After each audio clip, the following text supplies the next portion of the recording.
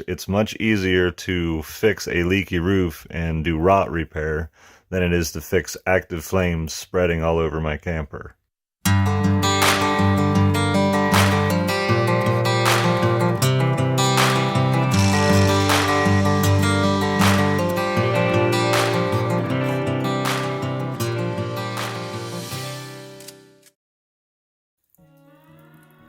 Let's go over the wood stove in the camper. This stove is actually a tent stove. This is our second year using this stove, and it's just a 25-pound steel stove, and I paid about $209 or something on Amazon. It came with the stovepipe and the damper and 2 shelves that went on either end. Being a tent stove, they don't rate it for interior use, and part of that is because most modern stoves, when you close the door and you shut the damper down, you can really seal the airflow. But this stove, almost no matter what you do, completely cutting back the airflow is not really an option. It is actually, now that I've done some modifications. I'm sure there's other reasons why it's not approved for interior use, but they have the damper set up because the damper is what you actually use to control your airflow. And modern stoves, you don't have a damper in the chimney. What you have is an intake that you control. And so I'm trying to duplicate the same thing.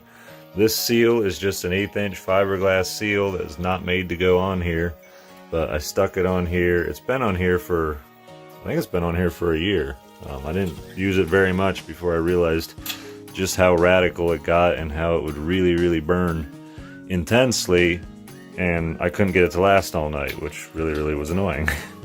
So I put the seal on there, and now I'm able to really clamp it down. This metal wedge holds this metal plate against the stove really well. I had another one over here, but it doesn't seem to really be too bad. It's nothing bad with having a little bit of airflow going through. But it's cold, so I'm going to open it back up and let it heat up. Installing the stove in here was definitely something I had to think a lot about. Starting down here at the bottom, I just laid a piece of cement board on top of the tile, it's not tile, it's just a floating floor, but I put a piece of 1/2" cement board, painted it black so it didn't look too crazy. Ideally, it would probably stick out further from the front, but really it seems to not be necessary as far as heat radiating down. The layer of ash that I end up building on the bottom keeps it quite cool under there, but the dog likes to lay under there and soak up a little bit of heat. I also should mention they make a water tank that hangs off of this. It's like a 3-gallon water tank wraps on the stove, and that's pretty cool. However, we like this better because you can transfer it to any surface, and it has more uses besides just on the wood stove. Now that we've got the fire going really good, I like to close the damper down. When I say close it, I put it in the closed position. However, there's still a fair amount of air that it's allowed to go past there. So it just helps retain some of the heat in the building and keeps the fire from getting totally carried away. But ultimately, it's nice to close the intake a little bit. The chimney they sent was a single wall chimney. My biggest complaint with this stove in general, and maybe you can find a different stove that's better, is this is actually a 5" telescoping pipe that goes up to 6" at the top. This, on the outside here, is actually ductwork. So I've made my own double wall chimney, essentially. In between there is rock wool. Rock wool insulation can handle very high temperatures, and it's actually used in buildings quite often for meeting fire code. Don't ask me how the process was of actually getting ductwork here and stuffing rock wool insulation in a big section, but it actually worked out okay.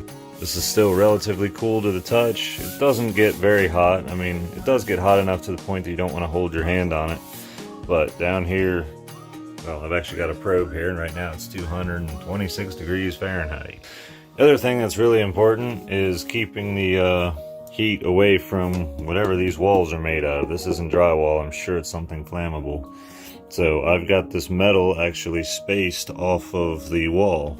Down at the floor, it's also spaced off the floor, and the idea is natural convection allows cool air to enter at the bottom. As this gets warm, the warm air rises out of the top in between there, and that draws cool air in the bottom, and it repeats the process. keeps the wall cold to the touch behind it at all times. Up here at the penetration out of the roof, I actually replaced the roofing material with metal. I didn't do it originally. I originally just had the rubber roofing and plywood up here, and you know, it stays cool, but it just scared me. So I was like, you know what? I'm just gonna cut a big square out and put a piece of metal roofing on the camper. And then I just built this box out of aluminum, and back behind here I've got I used rock wool insulation to replace the fiberglass. Don't know if that was totally necessary, but I had it from making the pipe, so it made sense in my mind to do that. Just want to remind you not to do any of this install at home. This is just simply me documenting exactly how I installed this, why I installed it, and why it works for me. I would recommend that anyone checks with their local fire department or fire code officials. One thing about the metal roofing, it's actually on top of the rubber roof, and then I have it sealed really well with all kinds of stuff. I'm not going to go into the details of exactly how I sealed it and everything, but it's very non-typical installation, and I'm sure somebody in the comments will be like, oh, that's going to leak and stuff, and that's fine.